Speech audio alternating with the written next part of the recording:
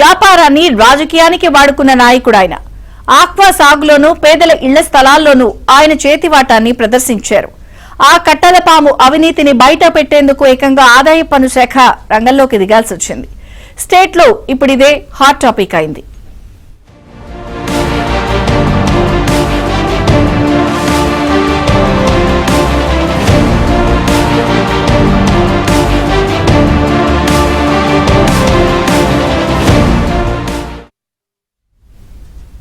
పశ్చిమ గోదావరి జిల్లా భీమవరం వైసీపీ మాజీ ఎమ్మెల్యే గ్రంథి శ్రీనివాస్ ఆస్తులపై ఆదాయ పన్ను శాఖ అధికారులు దాడులు చేయడం రాజకీయ వర్గాల్లో పెను సంచలనమే సృష్టించింది. ఒకటి కాదు, రెండు కాదు, ఏకంగా 5 రోజుల పాటు ఈ సోదాలు కొనసాగడం అన్ని వర్గాలను విస్మయానికి గురిచేసింది. ఒక రాజకీయ నాయకుడి ఇంట్లో ఇన్ని రోజుల పాటు సోదాలు చేయడం రాష్ట్ర చరిత్రలో దాదాపు ఇదే మొదటిసారి అన్న ప్రచారం సాగుతోంది. ఇటువంటి పరిస్థితుల్లో గ్రంథి శ్రీనివాస్ వ్యాపార రాజకీయ నేపథ్యం ఏమిటి అనే అంశంపై అన్ని వర్గాల్లో చర్చ జరుగుతోంది.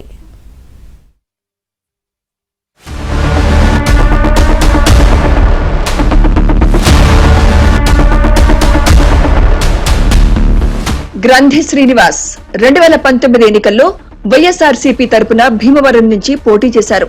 జనసేన అధినేత పవన్ కళ్యాణ్ పై విజయం సాధించడం ద్వారా ఆయన ఫేమస్ అయ్యారు. అలాగే 2024 ఎన్నికల్లో భీమవరం నుంచి బరిలో దిగిన గ్రంథి కూటమి అభ్యర్థి పులవర్తి రామాంజనేయులు చేతిలో ఓడిపోయారు. ఓటమి తర్వాత గ్రంథి వైసీపీ కార్యక్రమాలకు దూరంగా ఉంటున్నారు. గ్రంథి ఆ పార్టీని వీడుతారనే ప్రచారం జరుగుతోంది. ఇలాంటి సమయంలో ఐటీ సోదాలు కలకలం రేపాయి.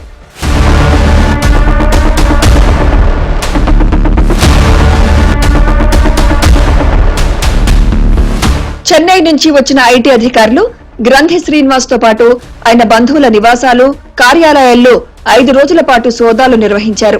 శ్రీనివాస్ వ్యాపారాలు, ఆదాయ పన్ను లెక్కలను పరిశీలించారు. భీమవరం, ఏలూరు, నాగాయలంక, సింగరాయకొండ, చెన్నై తదితర ప్రాంతాల్లో ఆదాయపు పన్ను శాఖ అధికారులు దాడులు నిర్వహించారు. భీమవరం, మచిలీపట్నం, ఏలూరులోని ఆయన బంధువులు, వ్యాపార భాగస్వాములు, సన్నిహితుల ఆస్తులు, ఇళ్లపైన దాడులు నిర్వహించారు.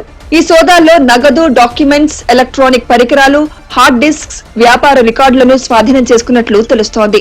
అయితే ఈ సీజ్ కు సంబంధించి ఆదాయ పన్ను శాఖ నుంచి అధికారిక వివరణ రావాల్సి ఉంది.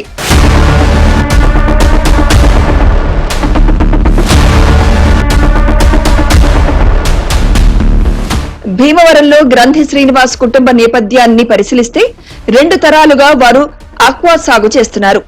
భారీ స్థాయిలోనే ఆయన కుటుంబానికి రాష్ట్రంలో పలుచోట్ల చేపలు, రొయ్యల చెరువులు ఉన్నాయి.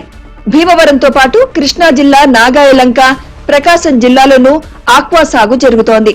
వీటితో పాటు ఫిష్ ఫీడ్ ఉత్పత్తి కేంద్రం, చెన్నైలో ఆక్వా ఎక్స్పోర్ట్ సంస్థను నిర్వహిస్తున్నారు. ఆదాయపు పన్ను శాఖ అధికారుల దాడులు కూడా ఈ ప్రాంతాల్లోనే సాగాయి.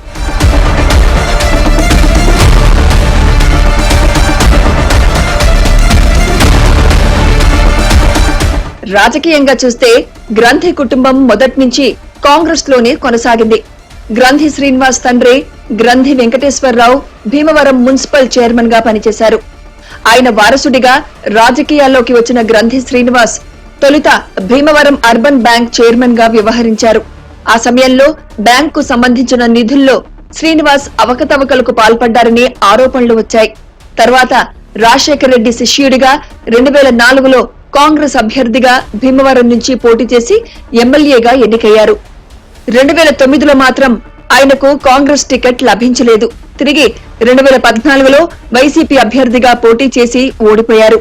2019లో జనసేన అధ్యక్షుడు పవన్ కళ్యాణ్ పై పోటీ చేసి సంచలన విజయం సాధించారు.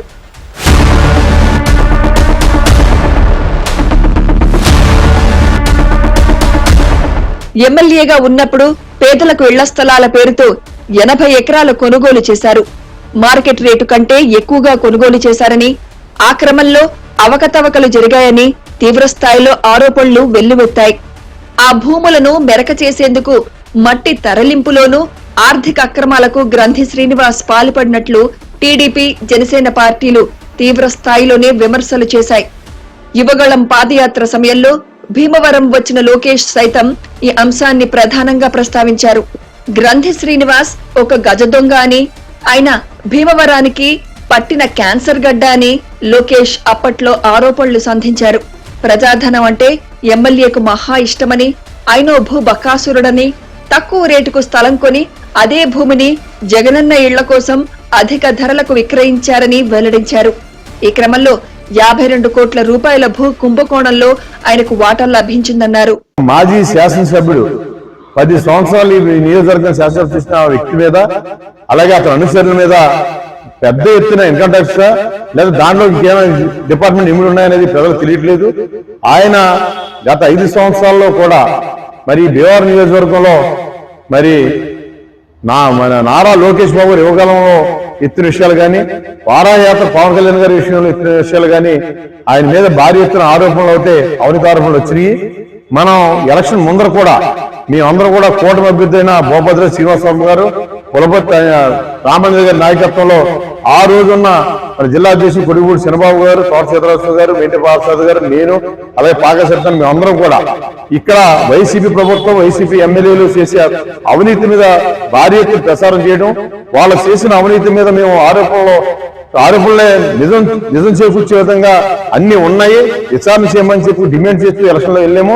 ఆ విధంగా మేము ప్రయత్నం చేస్తున్నాము. దీనిలో భాగం ఏంటంటే జగనన్న కాలనీ ఇళ్లలో భారీ ఎత్తున భీమవరం నియోజకవర్గంలో అవినీతి జరిగింది. అలాగే లేఅవుట్ లిస్టుల్లో గానీ అన్ని విషయాల్లో కూడా మున్సిపాలిటీలో మరి పరిపాలన లేదు. పాలనా కాలంలో 100 ఎకరాల అసైన్డ్ భూముల్లో గ్రంథి బ్యాచ్ చెరువులు తవ్వుకుంది. పేదల కోసం ఇళ్లు కట్టకపోయినా వాళ్లు ప్యాలెస్లు కట్టుకున్నారు. ఆయన ఎమ్మెల్యేగా ఉన్న కాలంలో భీమవరానికి ఒక రోడ్డు కూడా వేయలేదు. ఈ నేపథ్యంలో 2024లో జరిగిన ఎన్నికల్లో వైసీపీ అభ్యర్థిగా పోటీ చేసిన గ్రంథి శ్రీనివాస్ పై జనసేన అభ్యర్థి పులవర్తి రామాంజనేయులు ఘన విజయం సాధించారు. ఆ ఓటమితో రాజకీయంగా సైలెంట్ అయిన గ్రంథి శ్రీనివాస్ పార్టీ మారే యోచనలో ఉండగానే ఆయన ఆస్తులపై ఆదాయపు పన్ను శాఖ అధికారులు దాడులు చేశారు. రాయలు చిన్మారం గ్రామాలకు సంబంధించిన ఒక సెక్రటరీ 5-6 కోట్ల రూపాయలు మరి ప్రభుత్వ సొమ్ము తినేయడం కానీ, ఓ 10 కోట్ల రూపాయలు అవినీతి చేయడం కానీ ఇవన్నీ కూడా శాసనసభ్యుల అనుసంధానంలోనే జరిగినాయి. అతను అనుసరుల అనుసంధానం జరిగిందని చెప్పేసి ఇక్కడ ప్రజలు భావిస్తున్నారు. దానికి అనుగుణంగా దీని మీద రాష్ట్ర ప్రభుత్వం ఏదో విచారణ చేస్తుందని చెప్పి అనుకునే పరిస్థితిలో మరి ఇన్కమ్ ట్యాక్స్ మరి ఆధీనంలో మరి 5 రోజులు ఉమ్మడి పశ్చిమ గోదావరి జిల్లాలో మేము పుట్టిన తర్వాత ఇంత భారీ ఎత్తున ఇన్ని రోజులు మరి రైట్ చేయడం అనేది ఇప్పుడు లేదు. దీనిలో పెద్ద మొత్తంలో మరి ధనం గాని, అలాగే ఫోర్జరీ డాక్యుమెంట్లు గానీ, వ్యవహారం కానీ వచ్చాయని చెప్పి చెబుతున్నారు వాళ్ళ అంశాలు అందరి దగ్గర. ఈ అన్నిటి విషయం మీద కేంద్ర ప్రభుత్వ సంస్థలు గాని, అలాగే రాష్ట్ర ప్రభుత్వ సంస్థలు గాని ప్రజలకు క్లారిటీ వాళ్ళ బాధ్యత ఉంది. ఎందుకంటే భీమవరం నియోజకవర్గ ప్రజలు గత 5 సంవత్సరాలుగా చాలా ఆందోళనతో, అవమానంతో బతికారు. ఎన్నో కోల్పోయారు. వ్యాపారాలు చేసుకునేవాళ్ళు, స్వతంత్రం లేకుండా చేశారు. ఈ దాడుల్లో ఎంత పట్టుబడింది ఐటీ శాఖ అధికారికంగా వెల్లడించలేదు. కానీ భారీ మొత్తంలో లెక్కల్లో చూపని నగదు, బంగారం పట్టుబడినట్లు ప్రచారం సాగుతోంది. అదేవిధంగా విలువైన డాక్యుమెంట్స్ ను వారు స్వాధీనం చేసుకున్నట్లు సమాచారం.